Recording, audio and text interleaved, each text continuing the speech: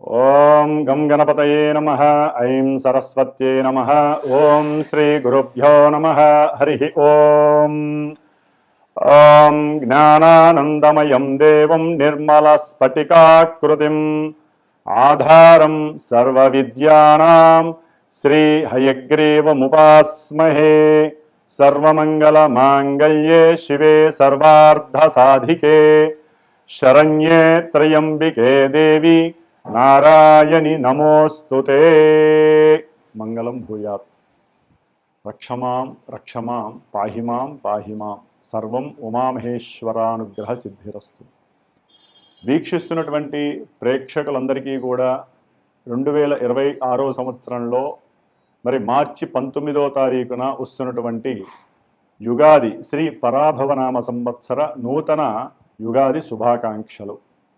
ఈ యొక్క పరాభవనామ సంవత్సరంలో ముఖ్యంగా మనందరికీ కూడా ఎటువంటి అవమానాలు, సమస్యలు, ఇబ్బందులు తలెత్తకుండా, ఎటువంటి పరాభవాలు కలగకుండా ఆ యొక్క పార్వతీ పరమేశ్వరులు అందరినీ కూడా రక్షించుగాక.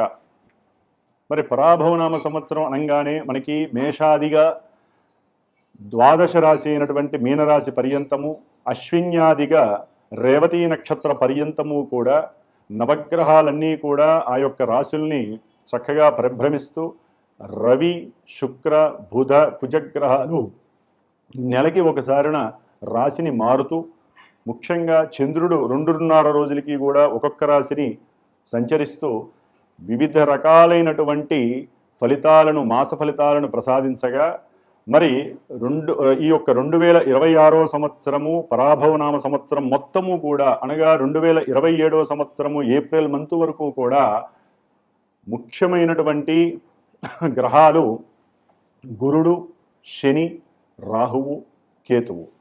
మరి ఈ యొక్క 4 గ్రహాల మీద ఈ రాశుల యొక్క ఫలితాలు, ఆ రాశుల్లో ఉన్నటువంటి నక్షత్రాల వారు, ఈ రెండూ కూడా తెలియనటువంటి వారు, నామాక్షరాలు కలిగినటువంటి వారికి ఏ ఏ విధమైనటువంటి ఫలితాలు ఉంటాయో గమనించే ముందుగా మరి యొక్క పరాభవనామ సంవత్సరంలో ముఖ్యంగా ప్రతి రాశికి కూడా శాస్త్రరీత్యా ఆదాయము, వ్యయము, రాజపూజ్యము, అవమానము ఇవి చక్కగా మనకి ఇస్తూ, వీటి ప్రకారము మనం ప్లానింగ్ చేసుకుంటూ ఈ యొక్క సంవత్సరం మొత్తం ఏ విధంగా ఆదాయాన్ని స్థిరత్వంగా ఉంచుకోవాలి, ఖర్చుల్ని ఏ విధంగా తగ్గించుకోవాలి, ఏ విధంగా మాట్లాడితే మన యొక్క గౌరవ మర్యాదలు పెరుగుతాయి, ఎవరితో జాగ్రత్తగా మాట్లాడకుండా ఉంటే మనకి అవమానాలు లేకుండా ఉంటాయి, ఇలాంటివన్నీ బ్యాలెన్స్ చేసుకుంటూ మరి మొత్తం మీద అన్ని రాశులకి కూడా చూసుకున్నట్లయితే ఆదాయము చాలా తక్కువగా ఉంది, వ్యయము ఎక్కువగా ఉంది, రాజపూజ్యము తక్కువగా ఉంది, అవమానాలు ఎక్కువ ఉన్నాయి. 12 రాశుల ప్రకారము చూస్తే మొత్తము కూడితే. అట్లాగే ఈ పరాభవనామ సంవత్సరంలో ఎటువంటి గ్రహణాలు లేవు. మన యొక్క భారతదేశానికి ఏ గ్రహణాలు కూడా వర్తించవు. అట్లాగే ముఖ్యంగా ఈ యొక్క శ్రీ పరాభవనామ సంవత్సరంలో రాజుగారు మనకి గురువారం అయింది కాబట్టి రాజుగా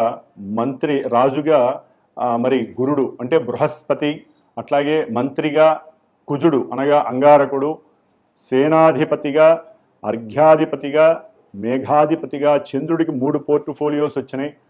అట్లాగే శుక్రుడికి సస్యాధిపతిగా, అట్లాగే నీరసాధిపతిగా 2 పోర్ట్ఫోలియోస్ వచ్చినాయి. అట్లాగే రసాధిపతిగా రవికి పోర్ట్ఫోలియో వచ్చింది. బుధుడికి మరి అర్ఘ్యాధిపతిగా, ధాన్యాధిపతిగా మరి పోర్ట్ఫోలియో ఇచ్చారు. కాబట్టి ఉన్నంతలో శని భగవానుడికి ఎటువంటి అధికారత్వం లభించలేదు. అయితే ఇక్కడ రాజుగారిగా ఉన్నటువంటి గురుడు వలన రాజ్యాలను పరిపాలించేటటువంటి వారు, ప్రపంచంలో ఏ రాజుగారైనా సరే, అంటే పిఎంలు కావచ్చు, సీఎంలు కావచ్చు, రాజకీయ నాయకులు ఎవరైనా సరే, ప్రజలని ఉద్ధరించే వాళ్ళు ఎవరైనా సరే జ్ఞానంతో మెలగాలి, చక్కటి సంభాషణలు చేసుకోవాలి, సంప్రదింపులు చేసుకోవాలి.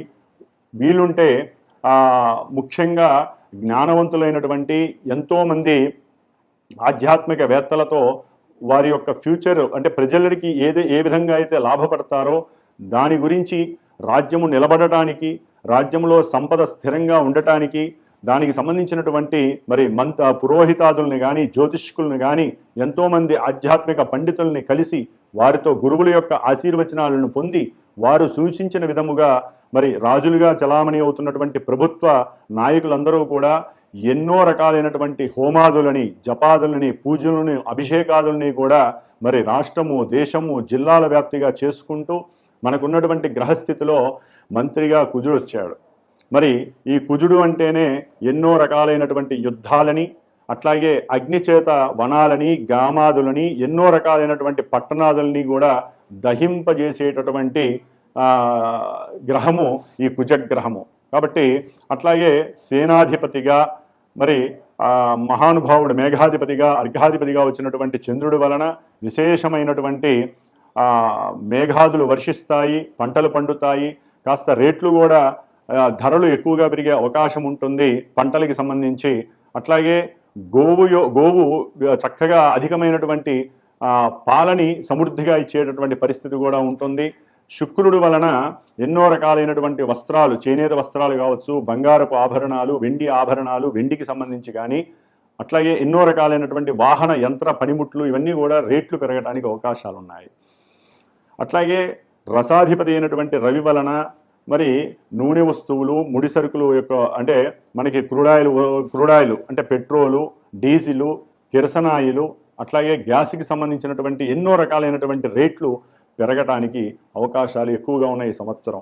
కాబట్టి వీటన్నిటి పరంగా చూస్తే రాజులు అంటే మన రాష్ట్రాలని, దేశాలని పరిపాలించేటటువంటి వాళ్ళు బుద్ధితో, తెలివితేటలతో, మంచి వాక్కుతో, సంప్రదింపులతో, జ్ఞానంతో ప్రవర్తిస్తూ దేశంలో, ప్రపంచంలో ఉన్నటువంటి సామాన్యమైనటువంటి ప్రజలను రక్షించే ప్రయత్నం మాత్రమే చేయాలి. కానీ వారి యొక్క అధికార వాంఛ కోసము, అట్లాగే అధికార సంపద యొక్క కోరిక అంటే సంపదలను పెంచుకోవాలి, మన దేశము, మన రాజ్యమే బాగుండాలి, నేనే గొప్పవాడిగా ఉండాలనేటువంటి ఆకాంక్షను తీసివేసి మన దేశము, మన దేశంలో ఉన్నటువంటి ప్రజలు, మన యొక్క దేశాల్లో ఉన్నటువంటి సంపదల్ని కాపాడుకునే ప్రయత్నాలు భాగంగా మరి దేశాన్ని రక్షించేటటువంటి పురోహితాదులు కానీ, ఎంతోమంది పండితులు కానీ విపత్తులు కలిగినప్పుడల్లా ఇప్పుడు ప్రజెంట్ మరి ఎన్నో రకాలైనటువంటి యుద్ధాలు జరుగుతున్నాయి దేశాల మధ్య.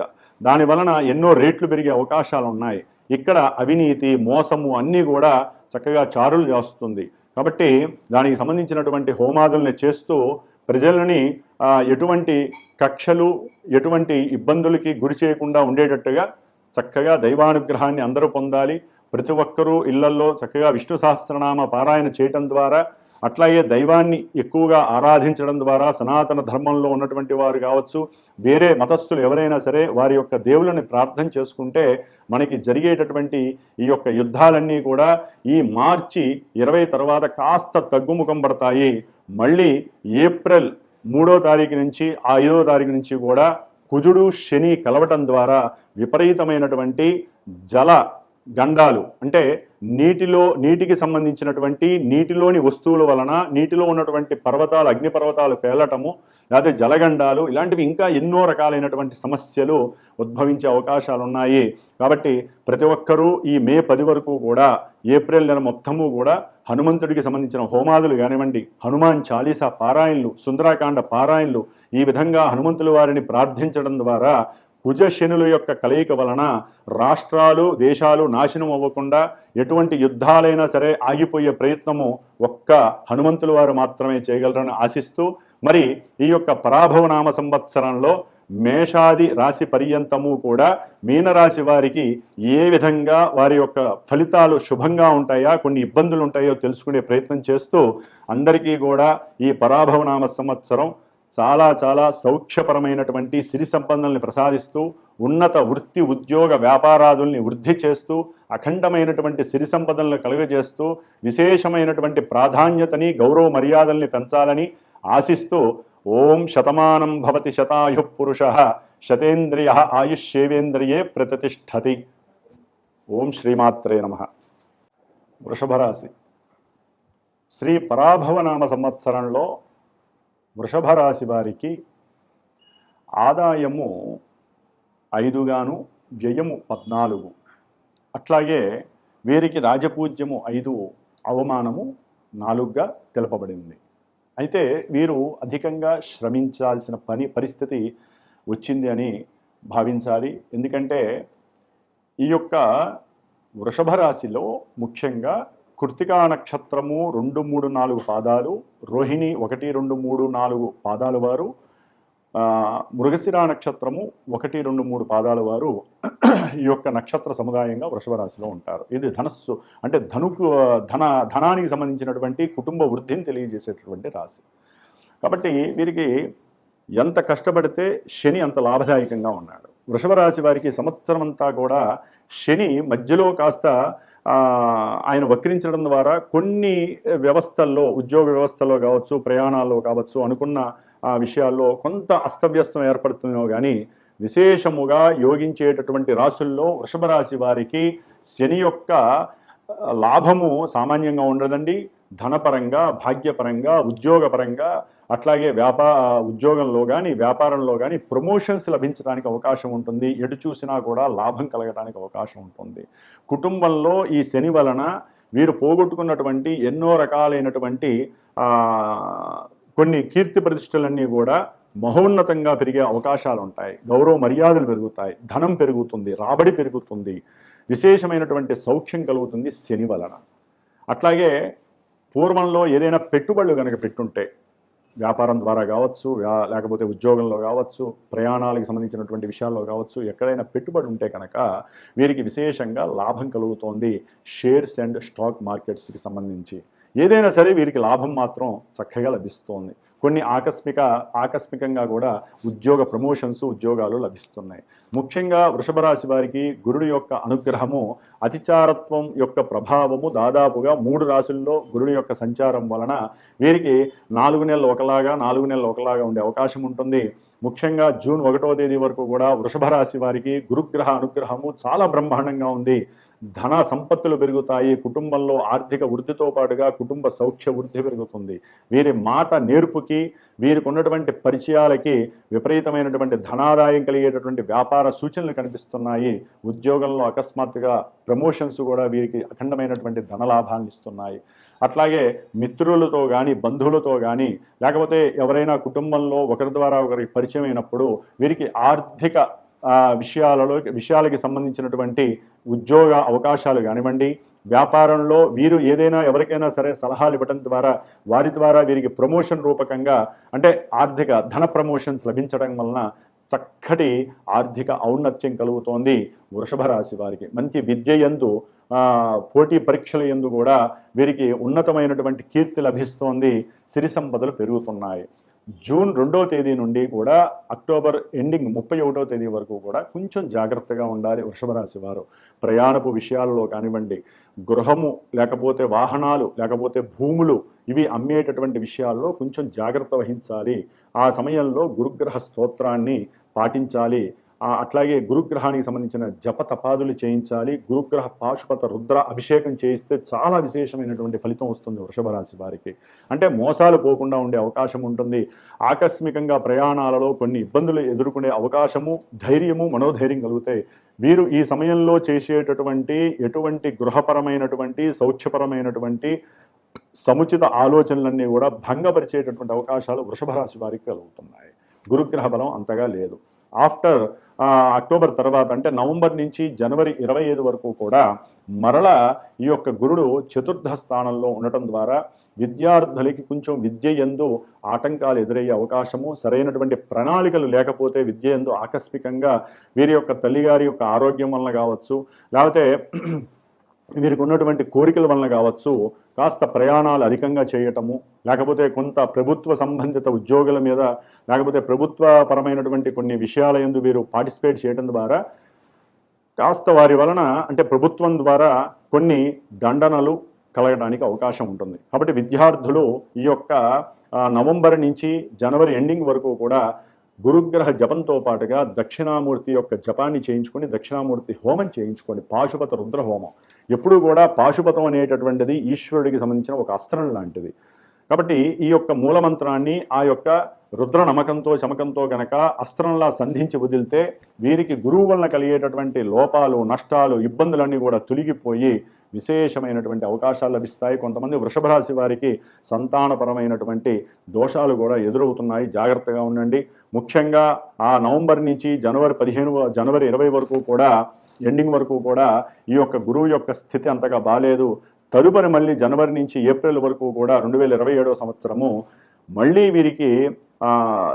వీరికి సంతానపరమైనటువంటి మాట పట్టింపులు, లేకపోతే వీరి తల్లిగారితో మాట పట్టింపులు, తల్లిగారి వలన సరైన సహాయ సహకారాలు లభించకపోవడం, ఆకస్మికంగా ఫ్రెండ్స్ వలన ఏదైనా నష్టపోవడం, ఇలాంటివి ఎన్నో రకాలైనటువంటి ఇబ్బందులు గురువు వలన కలుగుతున్నాయి. కాబట్టి రుద్రాభిషేకాలు చేయించుకోవడం చాలా విశేషం వృషభ రాశి వారు. ముఖ్యంగా చతుర్థంలో డిసెంబర్ 5వ తేదీ వరకు కూడా కేతు ఉండటం ద్వారా వీరికి సౌఖ్యపరమైనటువంటి విషయాల యందు ఆసక్తి తక్కువ అవుతుంది, విద్య యందు ఆసక్తి తక్కువ అవుతుంది. గృహ నిర్మాణాలను చేపట్టే వాళ్ళకి కానివ్వండి, లేకపోతే రియల్ ఎస్టేట్కి సంబంధించిన వాళ్ళు గవర్నమెంట్ ద్వారా కొన్ని ప్రతికూలతలు, ప్రతిబంధకాలు అనుభవించే అవకాశాలు ఉంటాయి.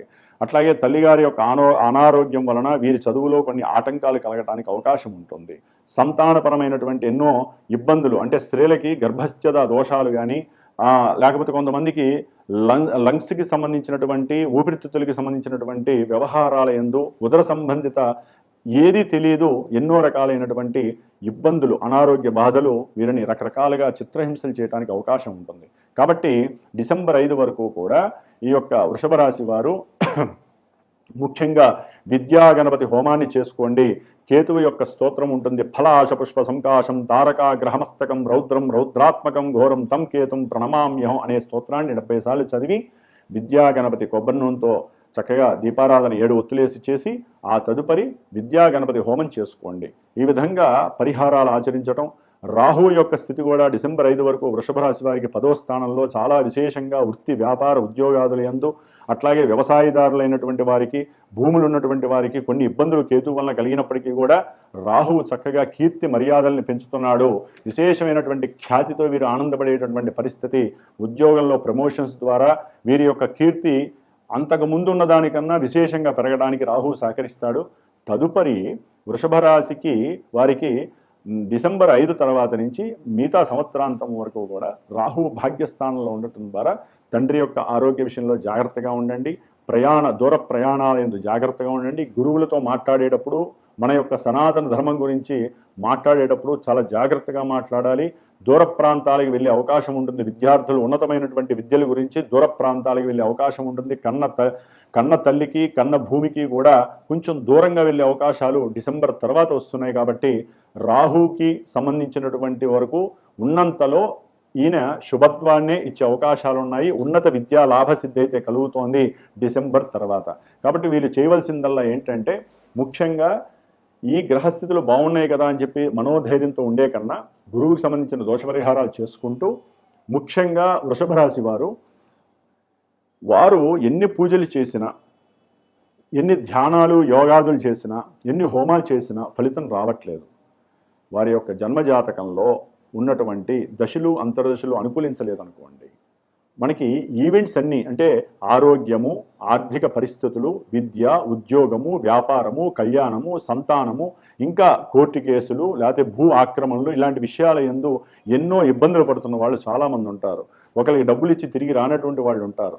ఇవన్నీ కూడా జాతకంలో దశలు, అంతర్దశలు మాత్రమే మనకి ప్రపోజ్ చేస్తూ ఉంటాయి. కాబట్టి చంద్రగోచారం అనేటటువంటిది కొంతవరకే మనల్ని ప్రతిబింబిస్తూ ఉంటుంది. జన్మజాతకం మాత్రమే ఈవెంట్స్ని క్రియేట్ చేస్తుంది, ఈవెంట్ని డిస్పోజ్ చేస్తుంది. కాబట్టి ఎవరైనా సరే సరైనటువంటి గురువుని ఎంచుకొని వారి జన్మజాతకం ఏంటో తెలుసుకునే పరిస్థితి ఉగాది తర్వాత పెట్టుకోండి. చక్కగా జాతకాన్ని పరీక్షించుకోండి. అట్లాగే మీ యొక్క డేట్ ఆఫ్ బర్త్ ప్రకారము చక్కగా గురువులు చెప్పేదంతా వినండి. మీకున్న సమస్యల్ని చెప్పుకోండి. దానికి తగ్గ పరిహారాలు ఇండివిజువల్గా చేసుకోండి. ఎందుకంటే గోచారంలో ఈ రాశి వాళ్ళు, వృషభ రాశి వాళ్ళు కొన్ని లక్షల మంది, కోట్ల మంది ఉంటారు. అందరికీ సమస్యలు రావు, అందరికీ లాభాలు రావు. కాబట్టి దాన్ని వేరే రకంగా కామెంట్స్లో తెలియజేయకుండా మీ జన్మజాతకం గురించి మీరు చక్కగా సవిస్తరంగా తెలియజేసుకోండి. మీకు ఉన్నటువంటి గురువును కలవండి.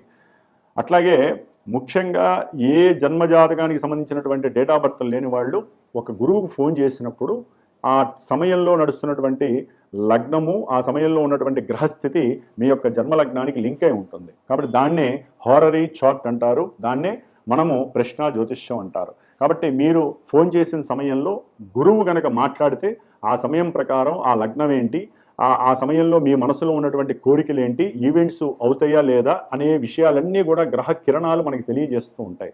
కాబట్టి సరైన గురువు ద్వారా జ్యోతిష్యాన్ని నమ్మండి, పరిహారాలు ఆచరించండి, మన యొక్క సనాతన ధర్మాన్ని నిత్యము కాపాడండి, నిత్యము దైవారాధన చెయ్యండి. మీ మానసిక వృద్ధిని, శారీరక అభివృద్ధిని కూడా ప్రతి క్షణము కూడా దైవంతో లింకు పెట్టుకున్నప్పుడే అందరికీ చక్కటి సిద్ధి కలుగుతుంది. ఓం శ్రీమాత్రే నమః.